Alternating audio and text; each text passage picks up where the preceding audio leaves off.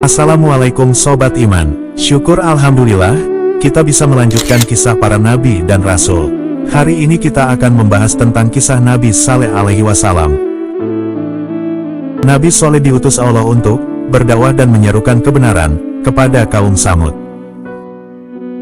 Nabi Saleh sendiri masih ada hubungan saudara dengan Samud, sama-sama keturunan Sam bin Nuh. Adapun silsilah Saleh adalah Saleh bin Abid bin Asif, bin Masyi bin Abid bin Hasir, bin Samud bin Saleh, bin Arfasyad bin Sam, bin Nuh. Sedangkan silsilah Samud adalah Samud bin Ad bin Irmi, bin Saleh bin Arfasyad, bin Sam bin Nuh. Jadi, Samud adalah keturunan Ad. Samud ini kemudian beranak pinak, bercucu banyak sehingga terbentuklah suatu kaum atau suku yang disebut kaum Samud. Sedangkan, Saleh adalah anak dari Abid, keturunan Samud. Kaum Samud menghuni daerah Hadramaut, yakni daratan antara Yaman dan Syam, Syria. Kaum Samud ini mempunyai ilmu pengetahuan, keterampilan, dan kecakapan dalam bercocok tanam dan beternak.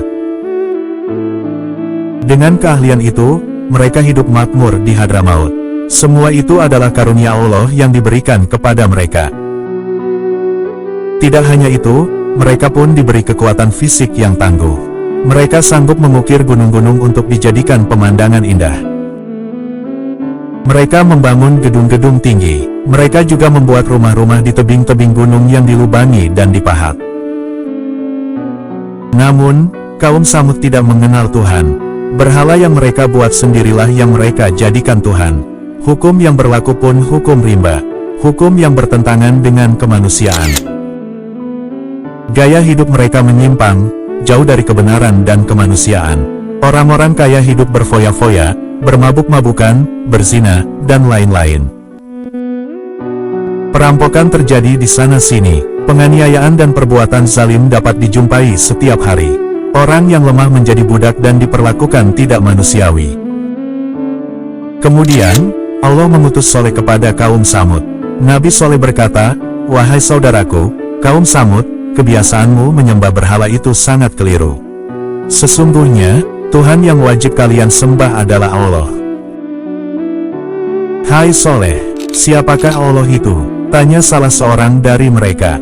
"Dia adalah Tuhan sekalian manusia, sekalian makhluk. Dialah yang berkuasa atas segala-galanya. Dialah tempat meminta ampunan, tempat memohon pertolongan dari kesulitan," kata Nabi Saleh menjelaskan. "Coba tunjukkan di mana Tuhanmu itu. Bagaimana wujudnya? Apakah sama dengan Tuhan-Tuhan kami? Masya Allah, kalian sungguh keterlaluan. Kalian tidak akan mampu melihat wujud Allah," jawab Nabi Saleh. "Pembual, omong kosong kau, hai Saleh. Aku tidak mempercayai omonganmu sedikit pun sebelum kau menunjukkan bukti, mukjizatmu kepada kami. Tunjukkanlah bukti-bukti kehebatanmu, sebagai Nabi utusan Tuhanmu itu. Baru kami akan mempercayai dan mengikutimu," kata orang-orang Samud. Dialog ini diterangkan di dalam Al-Quran Surah Hud, ayat ke-61-62. Kaum Samud tidak menghiraukan perkataan Nabi Saleh. Mereka bahkan menganggap Nabi Saleh gila, terkena sihir atau kerasukan setan, sehingga omongannya ngawur. Mereka hanya akan percaya bila Nabi Saleh bisa menunjukkan tanda-tanda kenabiannya. Maka, Nabi Saleh pun memohon kepada Allah untuk memberikan mukjizat. Saat itu pula Allah memerintahkan Nabi Saleh untuk memukulkan tangannya ke atas permukaan batu yang ada di depannya. Setelah Nabi Saleh melakukannya, muncullah unta yang gemuk, besar, dan bagus. Tentu saja, kandungan susunya banyak. Orang-orang Samud terperanjat semuanya. Saking herannya, mereka bergumam bagaikan suara lebah. Nabi Saleh lalu berkata kepada kaumnya, "Hai kaumku, inilah tanda bahwa aku adalah Nabi pesuruh Allah. Sembahlah Allah, dan tinggalkanlah berhala-berhala itu.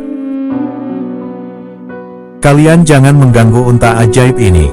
Binatang ini perlu minum sebagaimana kalian minum.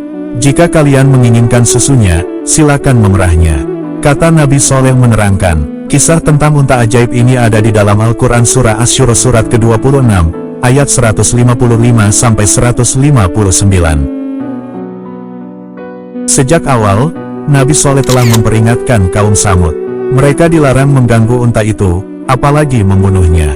Sebab, unta itu bukan sembarang unta, melainkan mukjizat dari Allah. Jika sampai ada yang membunuhnya, dikhawatirkan Allah akan murka.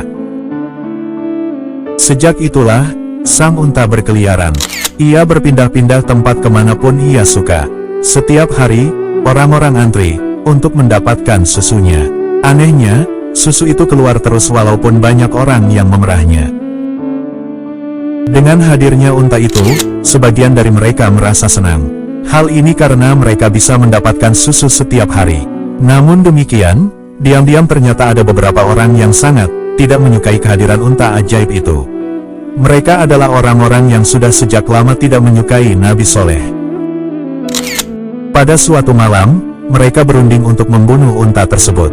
Mereka khawatir jika unta itu dibiarkan terus hidup, akan semakin banyak orang yang beriman dan mengikuti Nabi Soleh.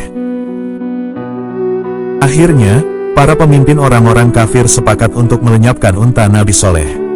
Kemudian, mereka menunjuk seorang pemuda berbadan kekar untuk melaksanakan tugas itu. Keesokan harinya, tatkala matahari muncul di ufuk timur, orang-orang berbondong-bondong mengambil air di telaga sebagaimana biasanya. Setelah itu, para penduduk menyambut kedatangan unta. Lalu, mereka memerah susunya secara bergiliran. Orang-orang kafir yang fanatik kepada berhalanya semakin panas hati. Diam-diam, seorang pemuda kafir sedang menanti saat yang tepat untuk membunuh unta itu. Ketika orang-orang sudah meninggalkan unta itu, si pemuda pun membunuhnya. Setelah mengetahui untanya disembelih, Nabi Soleh marah bukan main, ia segera menuju telaga. Sesampainya di sana, Nabi Soleh berkata, "Wahai kaumku, siapakah yang berani-beraninya membunuh unta ajaib itu?"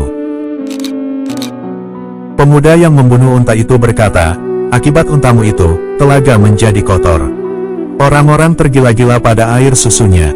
Kamilah yang membinasakannya. Apakah engkau tidak ingat? Aku telah memperingatkan, jangan sekali-kali kalian mengganggu unta itu. Apalagi sampai membunuhnya. Bila kalian melakukannya, berarti kalian sudah siap menerima azab dari Allah," kata Nabi Soleh. "Mana mungkin Tuhanmu bisa mengirim azab? Buktikan, kami ingin tahu dan merasakan," tantang mereka. Kehancuran kaum Tsamud. Setelah tantangan kaum Tsamud itu, Nabi Soleh memberitahu bahwa azab akan datang 3 hari lagi.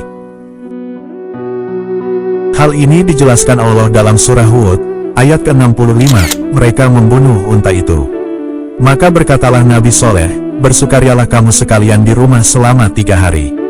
Itu adalah janji yang tidak dapat didustakan." Pada hari pertama setelah pembunuhan unta, masih terasa biasa-biasa saja. Hari kedua pun sama. Akhirnya, pada hari ketiga, janji Allah datang. Langit menjadi gelap, orang-orang mulai panik. Sementara Nabi Soleh dan pengikutnya, orang-orang beriman sudah pergi menyelamatkan diri. Petir pun menyambar orang-orang kafir. Al-Quran mengatakan, maka mereka berlaku angkuh terhadap perintah Tuhannya, lalu mereka disambar petir sedang mereka melihatnya. Quran Surat As-Sariyat ayat ke-44. Mereka juga diguncang gempa, mereka pun mati di dalam rumah mereka. Allah berfirman, karena itu mereka ditimpa gempa. Karena itu, jadilah mereka mayat-mayat yang bergelimpangan di tempat tinggal mereka. Quran Surat Al-A'raf ayat ke-78. Demikianlah kisah Nabi Soleh alaihi wasallam, semoga bermanfaat dan dapat mengambil pelajaran. Mohon maaf bila ada kesalahan, terima kasih dan wassalamualaikum.